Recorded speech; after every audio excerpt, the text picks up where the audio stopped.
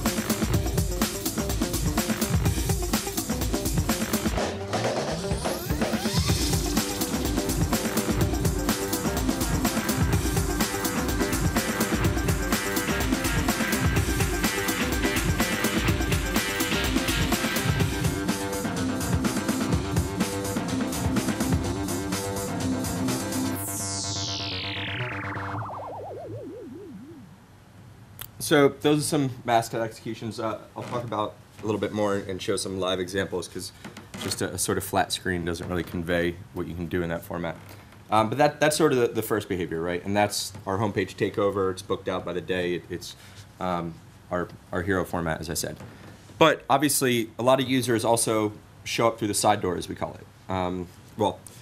Or they don't show up and dwell on the homepage. They show up in search. And YouTube's the second biggest search engine behind Google. And in that case, it's just like Google search, right?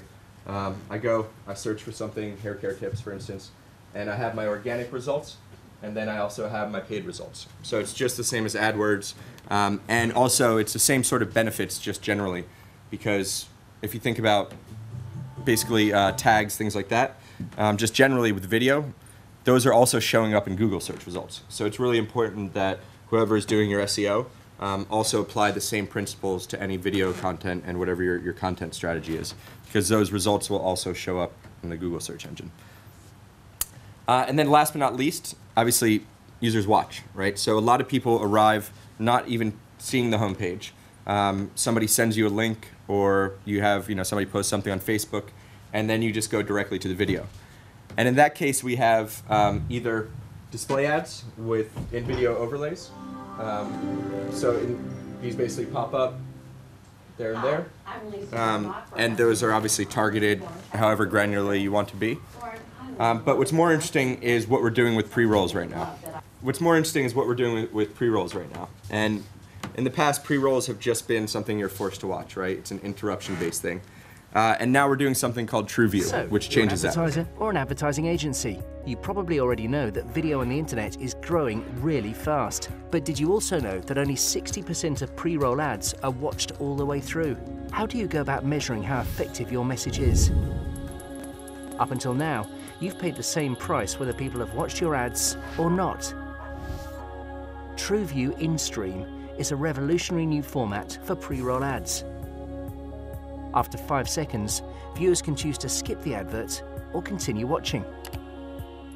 What's good about that? With TrueView, we'll only charge you if they're engaged with your ad.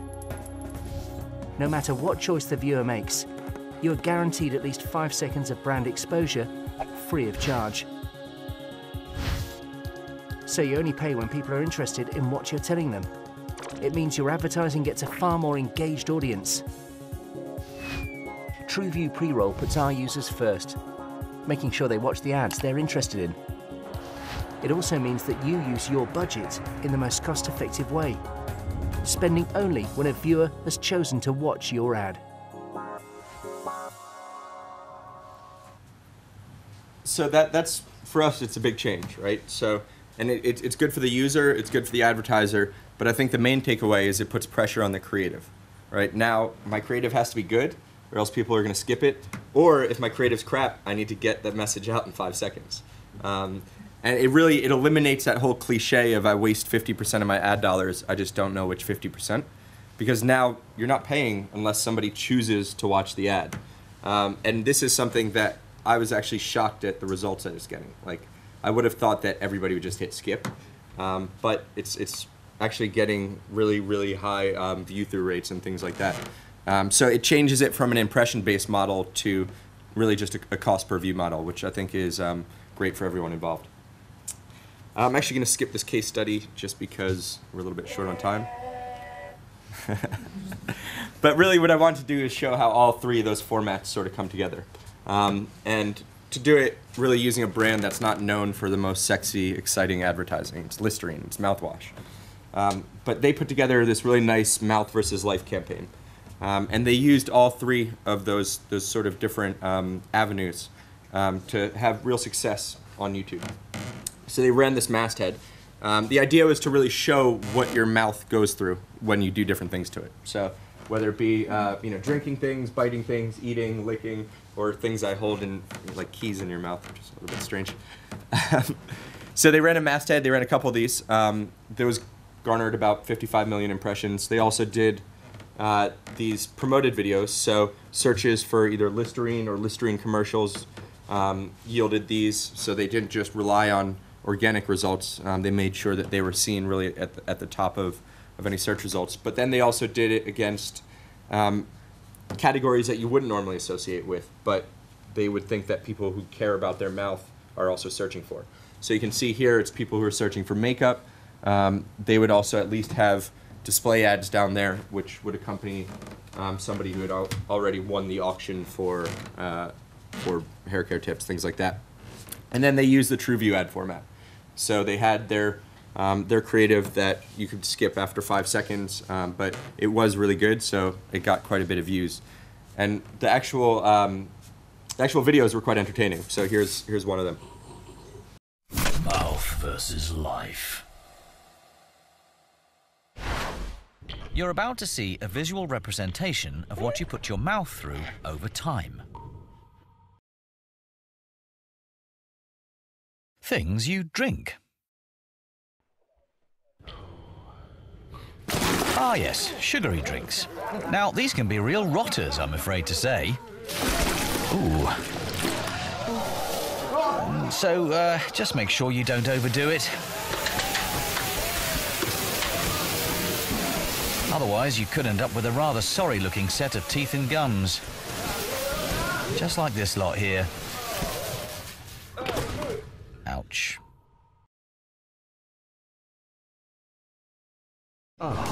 Listerine. Finally, something that's good for your teeth. Oh, look how happy he looks. Bless.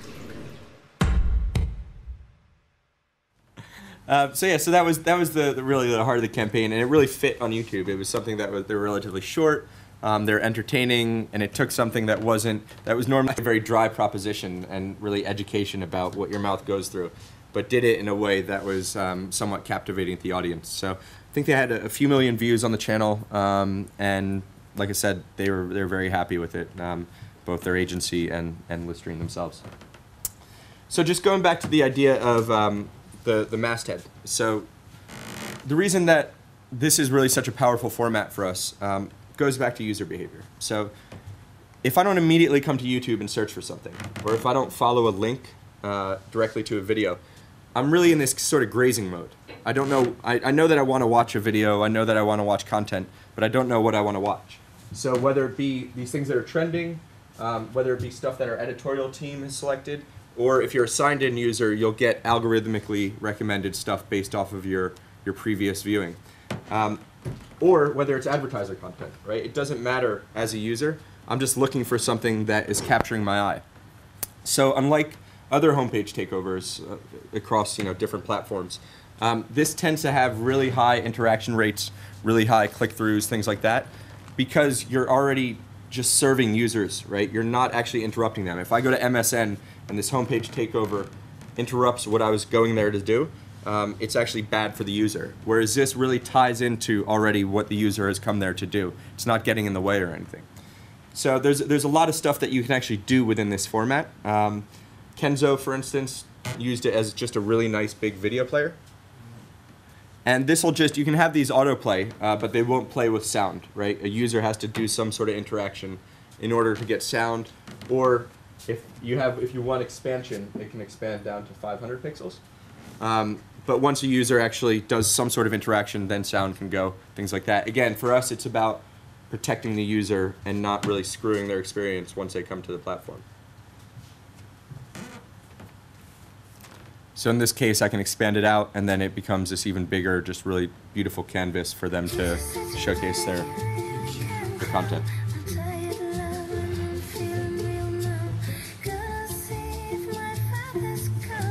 And then clicking on this would then lead off to a brand channel. But it can also just be used as a tool for expression. So this is Fritos, and they, in order to sort of associate themselves with Earth Day, they ran this masthead that asked people to express what they were going to do to help the Earth. And in this case, basically, well, you can see, they were making their bags more eco-friendly. And then people were submitting messages. They would show up in real time in the masthead. So here I click, and I can choose something that I think will help the environment. And then once that gets moderated, it'll show up in there along with other people's messages. So again, giving someone just within this ad format a platform for expression. And you can see other people were just posting constantly and constantly. So just a sort of cool way of using that as a way of both associating themselves with environmental responsibility and giving users that tool for expression. And what's really interesting is to see this used as a direct response tool. So McDonald's, about a year ago, they were launching this new line of smoothies, and they had really two goals in this. They wanted to both raise awareness for the actual smoothies, but they actually wanted to use the digital platforms to drive foot traffic, right? They wanted to drive people into the stores. So they had this sort of smoothie mashup where you could create a tie-dye version. But even more than that, they had a coupon. So from within the masthead, I could get a coupon, click to print it. There was obviously security things so that you couldn't just print off 100.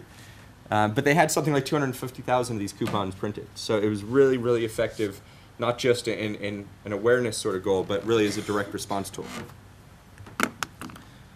So let me show you a couple of other cool things that we've seen lately with the masthead.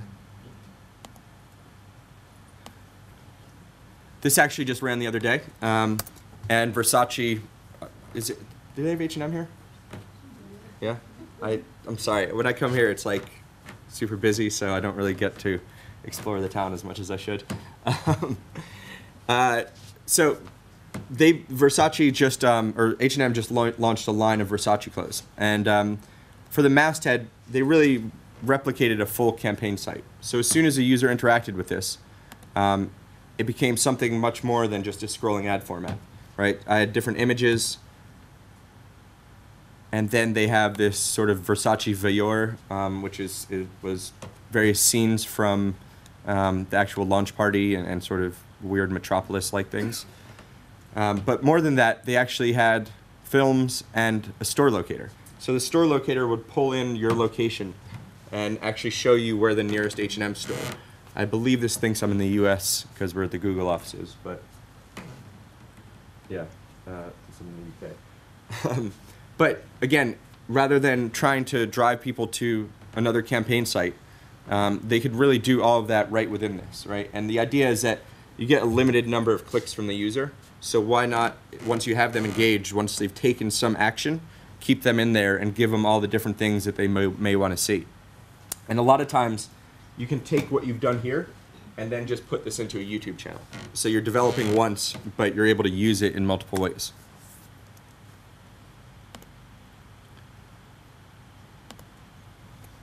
Or you can introduce a gaming element into it. This is for PlayStation's Uncharted 3. And again, they want to show off what the gameplay is like. So once a user actually interacts with the unit, they're giving them a little bit of a preview of what it's like. So my guy's getting punched in the face now. So if I click, I'm punching him back.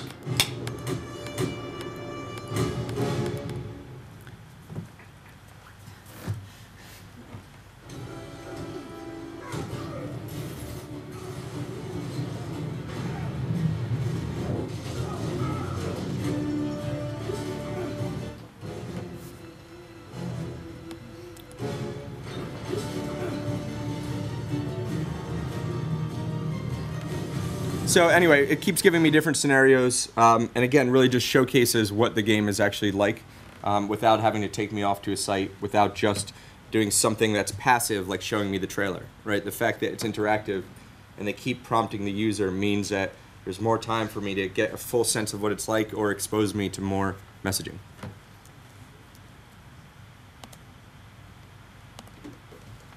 Obviously, we see advertisers doing a lot of cool stuff, but we're always thinking about, you know, what's the way that we can make this even cooler for users, or maybe try to incentivize loyal users. And one of the things that we've been doing a lot of on YouTube is live streaming, and it's provided really popular for things like music concerts. So the thought was, what if you could do, not only can you do a live stream in the masthead right now, but what if you could somehow create a ticketing experience for people? So somehow maybe drive them off to a CRM platform or something like that, and then give them some sort of QR code or something where they would have a ticket. So in this case, we built a little demo. I just downloaded my ticket a little bit before. And then once you point it at the webcam,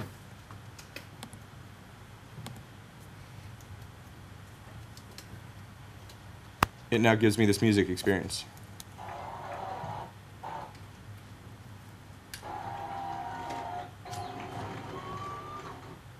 So obviously, you wouldn't hold up this thing for 3 hours, but you can imagine using these sort of tools or doing something that kind of turns on users who are already passionate about the brand, or gets them to do some other action in order to get a richer content experience. So that's just a little bit about mastheads. We have a great publicly facing site called Rich Media Gallery. And this is basically not just mastheads, but just a showcase of various formats. You can filter, if you just want to see YouTube examples, you can filter by format. You can filter by country. And it's just, if you want to see sort of what we think are some of the best executions, go here, take a look.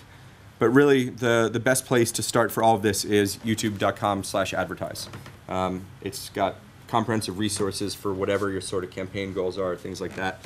And there's also a ton of different tools and things that you can use that I'll send around in the PDF.